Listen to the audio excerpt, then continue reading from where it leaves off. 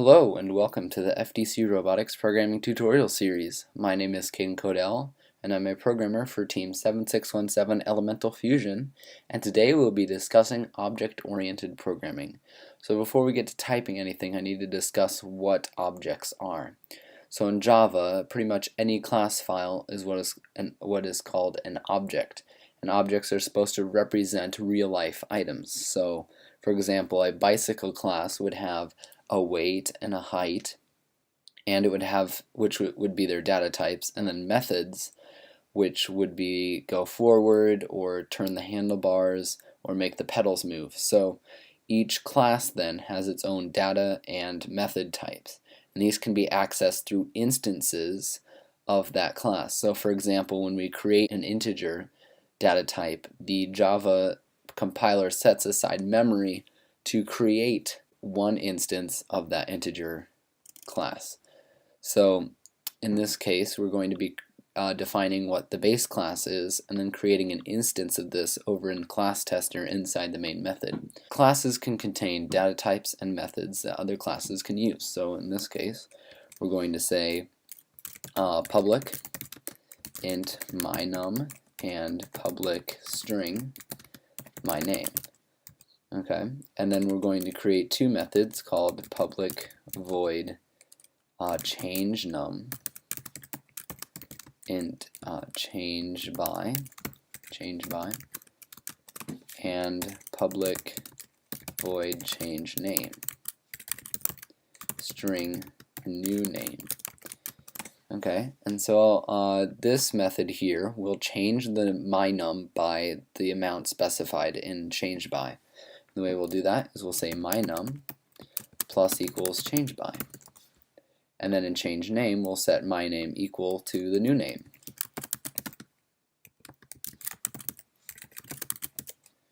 Okay, so then other classes can use these methods when an instance of the base class is created.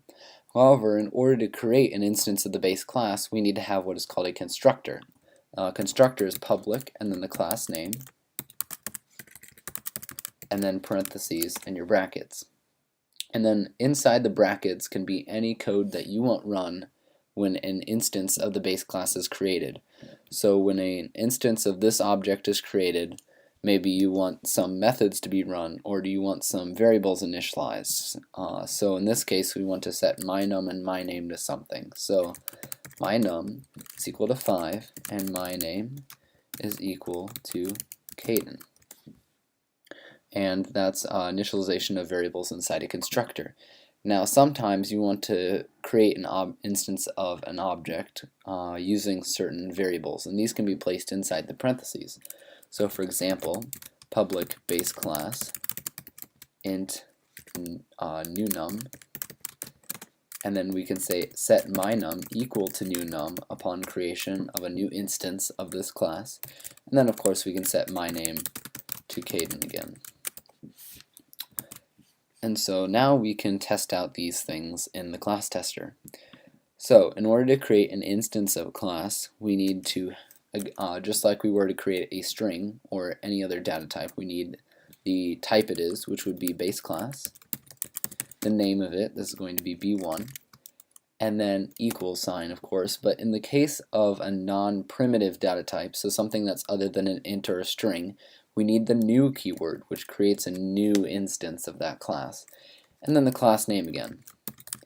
And then parentheses. And this will call the constructor that we just wrote.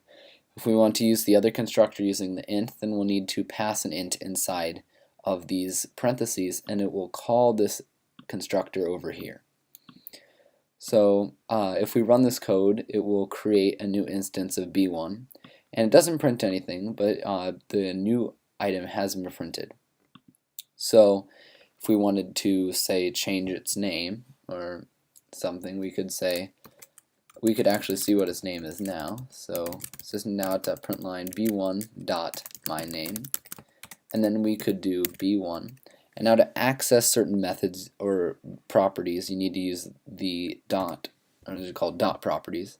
And we can scroll through all the methods available to this class. So change name, we want to change the name, then we can have a new name, and maybe we want the name to be Henry. and then that will change the name in B1 to be Henry, and then we can print that to the screen. And if we run the code, it will print out Cayden and then Henry, and it does so. However, an interesting thing of note is that if you create another instance of the class, then its variables could be different than the other instances of that class. So if we then print out the name of B2, we will see that it is what it is originally under creation, and that will be Cayden. So if we run the program, it should say Cayden, Henry. It changes B1's name to Henry, and then B2's name hasn't changed. It's independent of B1, so it's going to be Cayden. So we can say it says Cayden, Henry, and then Cayden.